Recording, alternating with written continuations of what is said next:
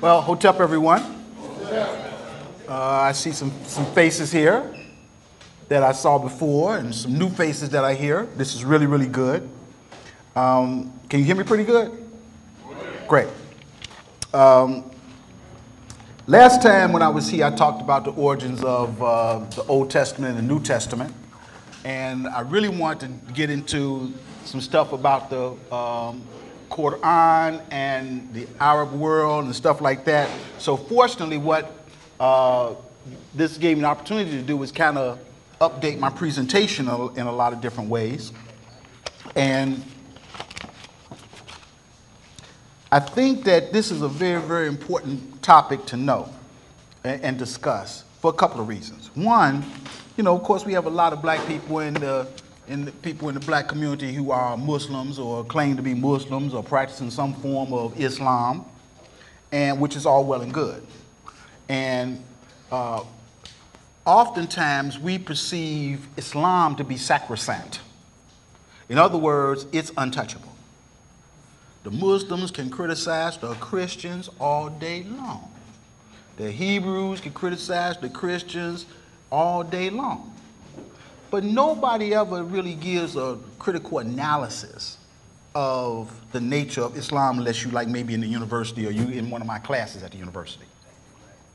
And let me say at the outset, because I'm going to make different distinctions, I am not here talking about the Nation of Islam. Because to talk about the Nation of Islam, I have to go back to Noble Drew Ali and the Moorish Science Temple of America. So I'm not here to discuss that. I'm talking about pure, unadulterated Arabism and Islam. In 1982, I was fortunate enough, remember we was talking about this the last time I was here, I was fortunate enough to work in the kingdom. Here in the United States, we call it Saudi Arabia. But every place else in the world calls it the kingdom. And I worked in the kingdom for a whole year. Part of my reason for going to the kingdom to work was because I wanted to study pre-Islamic civilization. But the only way to do this is they don't have tourism in the kingdom, was to go there to work. So I went and worked for a division of Aramco, Arabian American Oil Company. And I learned a whole lot while I was there about the nature of this thing called Islam in the place of its origin. But I want us to kind of go through and look at the Arabs, the people we call the Arabs, or as we call them in the black community, the Arabs. All right? They're really called Arabs, not Arabs. All right? So let's look at them. So let's go ahead. Let's move on with our slides. Oh, I guess I got the mouse right here, right? I got control of this, right? Okay. All right. Okay, hook me up. Click the left way. Left one. Okay. So one of the first things we need to understand is about the Arab world is the nature of its geography. We think of this place as the Middle East. Nobody from that part of the world refers to it as the Middle East except in the West because we don't know any better. They refer to this part of the world as the Watan al-Arabi, all right? That is the Arab lands, the Arab countries, as it were, the Watan al-Arabi.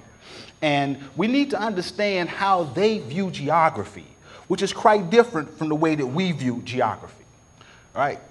They break it up into 5, sometimes 6 different regions.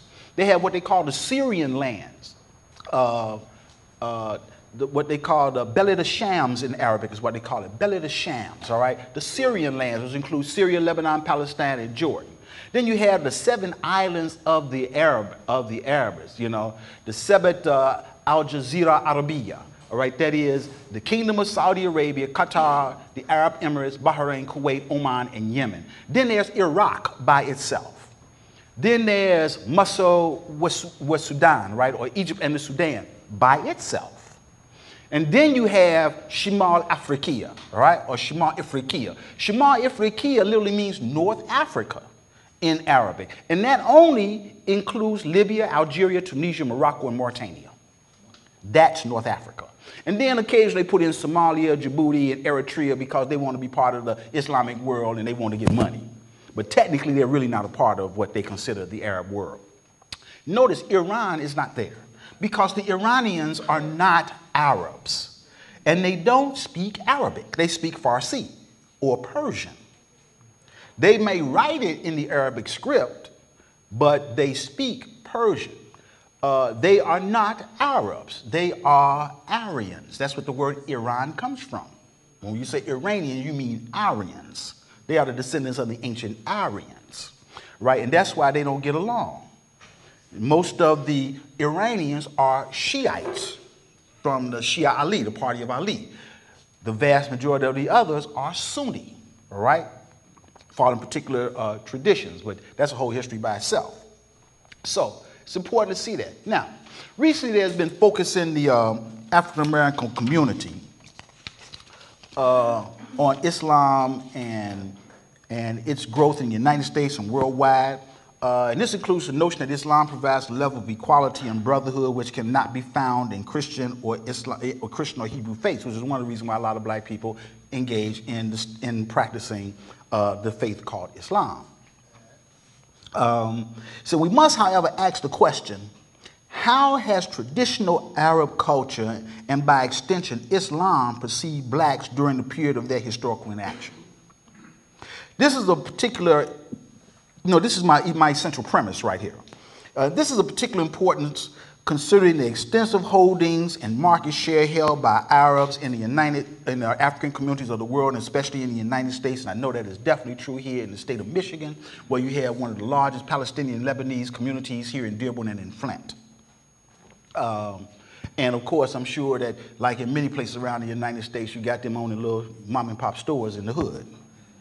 The important thing here is that these are holdings that, in reverse, people of African descent could not hold in their communities. All right? So, what are the views of the Arabs toward Africans? The Arab slave trade in Africa lasted for at least 1,500 years, and in order to exploit the human resources of the continent, Arabs felt a need to justify their actions. First, they noted that Africans were ignorant pagans and as such permitted to be enslaved. They could not learn and therefore had no place in paradise, and consequently they could be enslaved under the laws of Islam. Second, they point out that once a man was a member of the Muslim society, there's the Dar al-Islam, the house of Islam, or the Ummah as they call it, which means like the nation, literally the womb of the mother. Even though a slave, he had an opportunity to learn the precepts of the true religion and attain paradise. Third, Arab writers portray sub-Saharan Africa as so savage a land, so filled with cannibalism and wretchedness, that for an African to be a slave in the civilized world was preferable to being free at home. And of course, the civilized world meant the Arab world. All right.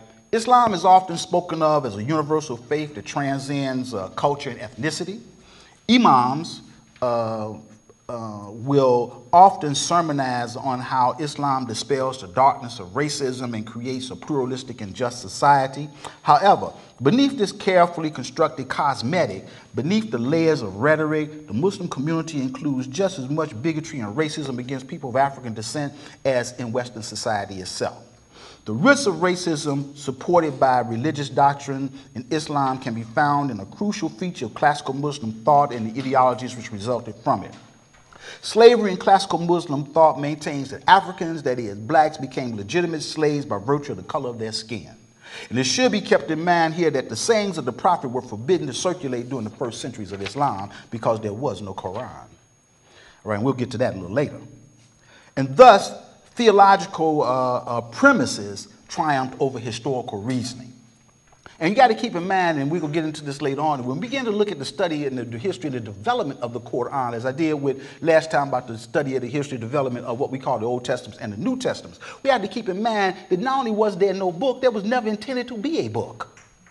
Never.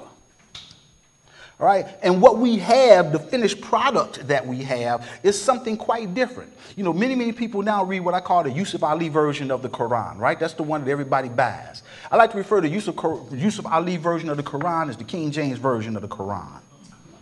Now, you think about that for a minute.